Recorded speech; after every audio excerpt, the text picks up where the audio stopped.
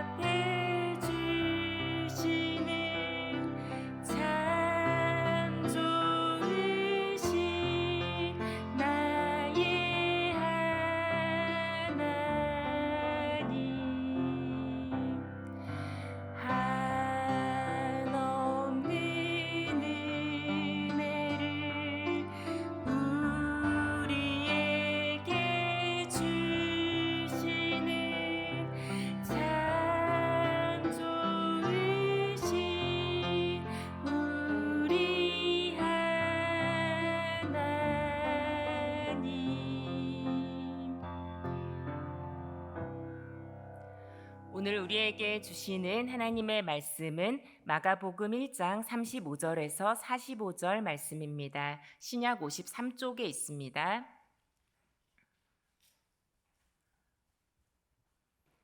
교독하시겠습니다. 제가 먼저 35절 말씀을 봉독합니다. 새벽 아직도 밝기 전에 예수께서 일어나 나가 한적한 곳으로 가사 거기서 기도하시더니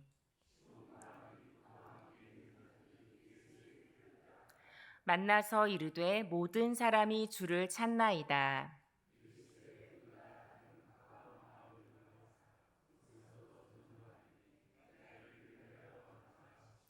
이에 온 갈릴리에 다니시며 그들의 여러 회당에서 전도하시고 또 귀신들을 내쫓으시더라.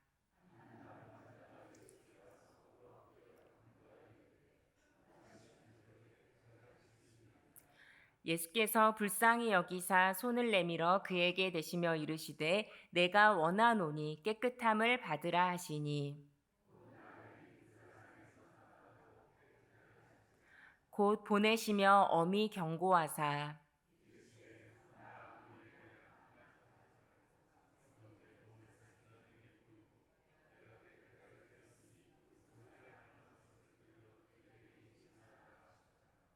다 같이 읽으시겠습니다. 그러나 그 사람이 나가서 이 일을 많이 전파하여 널리 퍼지게 하니 그러므로 예수께서 다시는 드러나게 동네에 들어가지 못하시고 오직 바깥 한적한 곳에 계셨으니 사방에서 사람들이 그에게로 나아오더라. 아멘. 샬롬. 새벽을 깨우며 예배의 자리에 나오신 성도님들에게 여름 더위에도 지치지 않는 마음과 강건함 주시길 축복합니다. 오늘 본문은 마가복음 1장의 마지막 부분입니다. 오늘도 우리에게 말씀의 은혜 주시길 기대합니다. 먼저 예수님은 환호의 자리에서 기도의 자리로 나아가셨습니다. 해가 지는 하루 끝까지도 많은 사람을 고치시고 귀신을 내쫓으셨던 예수님께서 그 사역의 마무리를 어떻게 하셨습니까? 우리 35절 말씀을 다시 읽겠습니다. 새벽 아직도 밝기 전에 예수께서 일어나 나가 한적한 곳으로 가사 거기서 기도하시더니 네, 여러분 사복음서 중에서 여러분들이 이렇게 나오신 새벽 기도를 유일하게 언급하고 있는 구절입니다. 그렇습니다. 예수님은 밤 늦게까지 사역하시고 새벽 아직도 밝기 전에 한적한 곳으로 가셔서 하나님 아버지께 기도하셨습니다. 여기서 이 한적한 곳으로 번역된 그 단어가 헬라어로는 광야를 뜻하는 에레모스입니다. 다시 또 광야의 영성이 나오는데요. 이덕주 교수의 저서 깨달음은 더디 온다라는 책이 있습니다. 한국 교회 침체 위기에 대해서 고민하고 기도하다가 사막 교부에게서 답을 찾는 그런 책인데요. 사막 교부와 교모들의 말씀이 여성부는 교모라고 부르는데 말씀들이 담겨 있습니다. 이분들의 약간 기본적인 메시지는 이런 거예요. 집과 가족, 교회를 떠날 수 없다면 그것을 사막과 움막으로 바꾸라. 그리고 거기서 은밀한 중에 계시는 주님을 만나라라는 예수님이 그러하셨듯이 홀로 은밀한 중에 우리 하나님과 독대하는 것 그리고 하나님 앞에 어떤 사람도 신경 쓰지 않고 진실한 기도를 드리는 영성을 강조했습니다. 그렇게 사막 교모 중에 한 사람인 테오도라라는 분을 잠깐 소개하겠습니다. 지방정부 집정관의 아내였는데요. 모든 부와 안락을 버리고 사막으로 들어갔습니다. 하신 말씀 중에서 이런 말씀이 유명해요. 나무가 겨울 폭풍을 견뎌내야 열매를 맺듯 우리도 고난과 시련을 통해 믿음의 열매를 맺을 수 있다라고 고백을 했습니다. 말년에는 이분에게 많은 분들이 찾아와서 또 교회 지도자들이 찾아와서 조언을 구하곤 했었습니다. 테오도라가 기도에 대해서 이렇게 이야기했는데요. 평안 가운데 사는 것이 좋습니다. 슬기로운 사람은 기도를 쉬지 않습니다. 그렇지만 알아야 할 것이 있습니다. 평안 속에 살기로 결심하는 순간 악마가 와서 게으름과 두려움, 악한 생각을 심어 그대의 영혼을 짓누를 것입니다. 또한 육신도 공격하여 병을 앓게 하고 무릎도 약하게 만들며 신체 각 기관을 아프게 할 것입니다. 그렇게 영과 육이 약해져서 질병에 걸리면 성자라 할지라도 기도를 할 수 없다고 여깁니다. 그러나 깨어 있으면 이 모든 유혹은 사라집니다. 실제로 어떤 수도자는 감기와 열병에 걸리기만 하면 그때부터 기도를 시작했습니다. 두통이 생겼을 때도 그렇게 했습니다. 그런 상황에 처하면 스스로 이렇게 말했습니다. 아프구나, 죽을 것 같구나. 그러니 죽기 전에 일어나 기도해야겠다.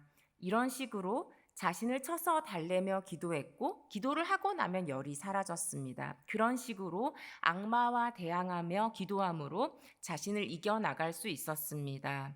죽기 전에 일어나 기도해야겠다라는 말이 인상적이시죠? 네, 잠시 기도에 대한 깊은 내용을 소개했습니다. 예수님께서는 어젯밤 수많은 사람으로 가득했던 베드로의 집과는 굉장히 대조적으로 황량하고 조용하고 어떤 사람도 없는 장소로 그냥 기도하기 위해서 가셨습니다. 사역의 분주함에도 하나님과의 친밀한 교제를 놓지 않으셨습니다. 당시 대부분의 유대인들은 하루 3번 기도하는 그 형식에 굉장히 매여 있었는데요. 그런 유대인들과 달리 예수님은 우리 복음서에 보면 그냥 몇 시간씩 계속 기도에 집중하기도 하시고 온 밤을 새워서 기도하기도 하시고 산에서 한적한 곳에서 그렇게 하나님 아버지 앞에 기도하셨습니다. 예수님은 다른 어떤 사람보다도 또 참 하나님이시고 참 사람이셨기 때문에 이 예수님의 독특한 존재와 또 사역에 있어서 고독함을 오직 하나님 앞에 나아가 쏟아 놓으셨습니다. 사람과 이를 만나기 전에 먼저 하나님을 만나셨습니다. 하나님의 앞에 묻지 않으시는 것이 없었습니다. 하나님이 원하시는 일을 눈앞에 있는 사람들의 필요보다 더 우선시하셨고 하나님의 인정을 세상의 사람들의 그 어떤 환호보다 더 중요하게 여기셨습니다.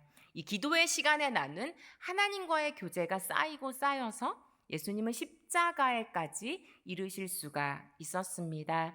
이 새벽에 예배하는 모든 성도님들이 예수님이 그러하셨듯이 기도를 통해서 우리 하나님과 친밀한 교제를 회복하시길 축복합니다. 둘째로 예수님은 이 눈앞에 있는 사람들이 요청하는 자리가 아닌 하나님이 부르신 사명의 자리로 향하셨습니다. 우리 36절을 눈으로 잠깐 보시면 제자들이 예수님의 뒤를 따라갔습니다. 근데 이 헬라어 단어가 굉장히 긴급히 추적한다라는 그런 의미가 담겨 있어요. 예수님을 왜 그렇게 이 제자들이 긴급하게 어디 계신가 이렇게 추적을 해서 갔을까요? 왜냐하면 예수님의 치유가 필요한 사람들, 은혜가 필요한 사람들이 아직도 너무나 많았었기 때문입니다. 그리하여 예수님을 발견하자마자 37절에 모든 사람이 주를 찾는다라고 그들의 간절함을 예수님께 전했어요.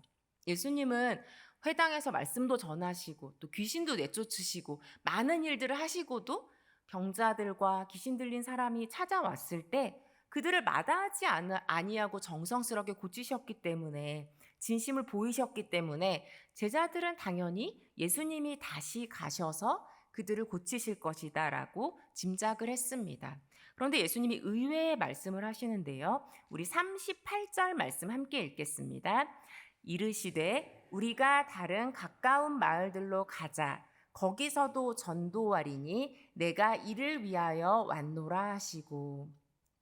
네, 예수님이 그 베드로의 집이 있는 가버나움으로 다시 이 본인을 기다리고 있는 사람들 향해서 가시지 않고 다른 가까운 마을들로 가자라고 말씀하시면서 예수님이 무엇을 위하여 오셨는지 말씀하십니다. 예수님이 이 땅에 오신 이유가 바로 전도를 위해서 오셨다라고 말씀하십니다. 그렇습니다. 예수님의 사역에서 가르치고 병을 치유하고 귀신을 쫓는 것보다 우선하는 것이 바로 하나님 나라의 복음을 전파하는 것이었습니다. 치유나 축기의 기적만 행하시고 예수님이 복음을 전하지 않았다면 그냥 예수님은 그런 기적을 행하는 그런 어떤 사람일 뿐인 것이에요. 그렇지만 복음을 전하셨기에 복음을 전한다라는 것은 예수님이 바로 구원자이시고 메시아이시라는 예수님의 정체성과 굉장히 연관이 있습니다.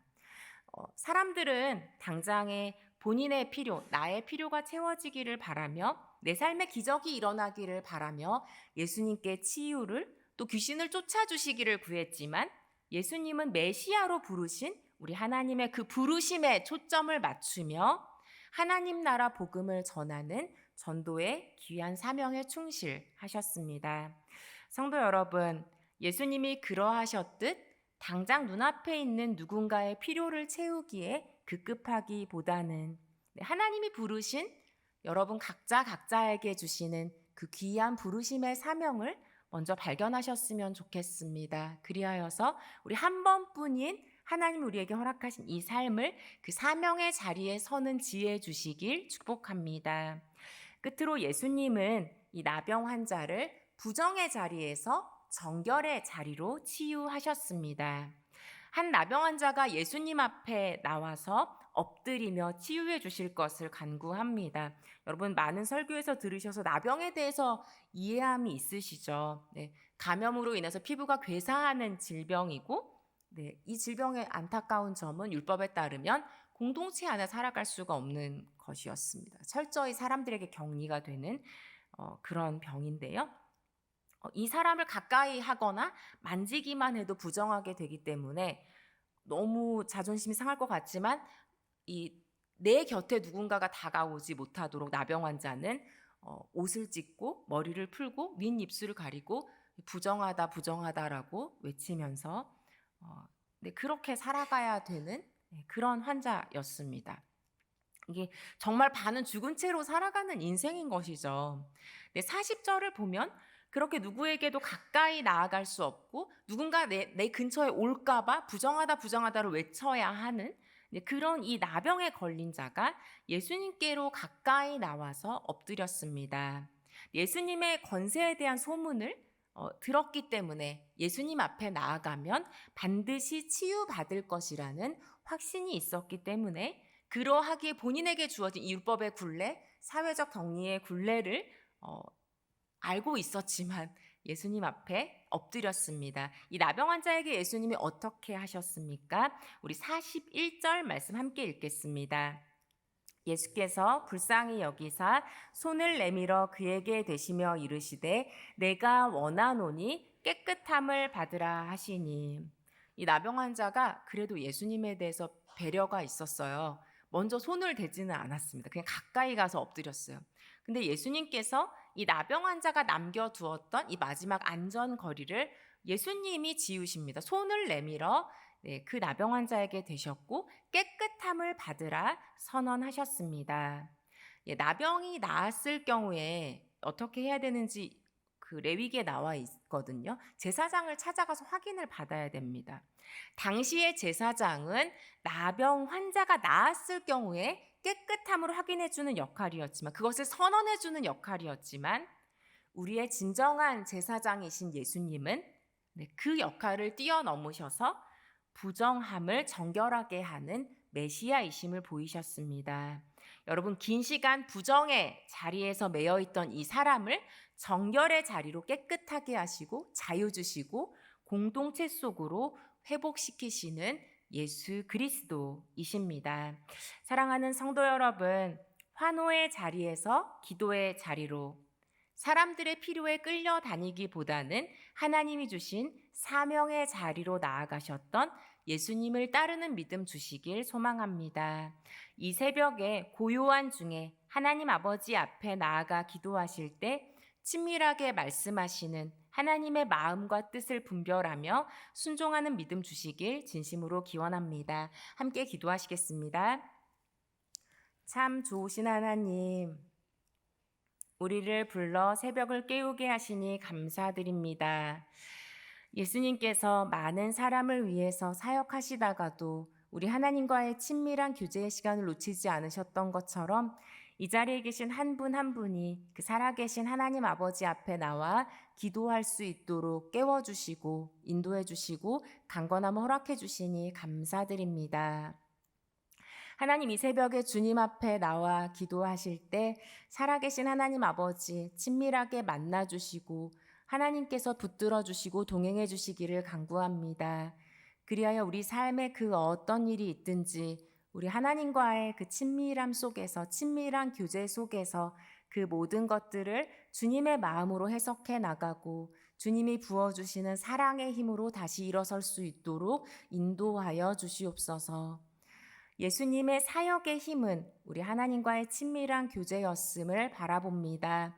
하나님, 우리에게도 우리 삶의 자리에서 하나님이 주시는 그 모든 부르심들을 넉넉히 감당할 수 있도록 다시 한번 주님과의 친밀한 교제 자리, 기도의 자리를 회복할 수 있도록 붙들어 주시옵소서. 하나님, 그리하여 그 어떤 사람보다 하나님을 귀하게 여기고 하나님 아버지의 뜻대로 살아가는 복된 삶이 될 수 있도록 우리 한 사람 한 사람의 삶을 깨워주시고 기도자로 설 수 있도록 인도하여 주시옵소서. 하나님, 많은 분들이 그 어느 때보다 승리 교회를 위해서 많이 기도하고 계심을 믿습니다. 하나님, 그 기도를 사용하여 주셔서 하나님 승리 교회 가운데 큰 평안 더하여 주시고 하나님이 기뻐하시는 하나님의 부르심을 넉넉히 이루어가는 하나님 예수 그리스도가 머리된 참된 교회로 서갈 수 있도록 주님 인도하여 주시옵소서.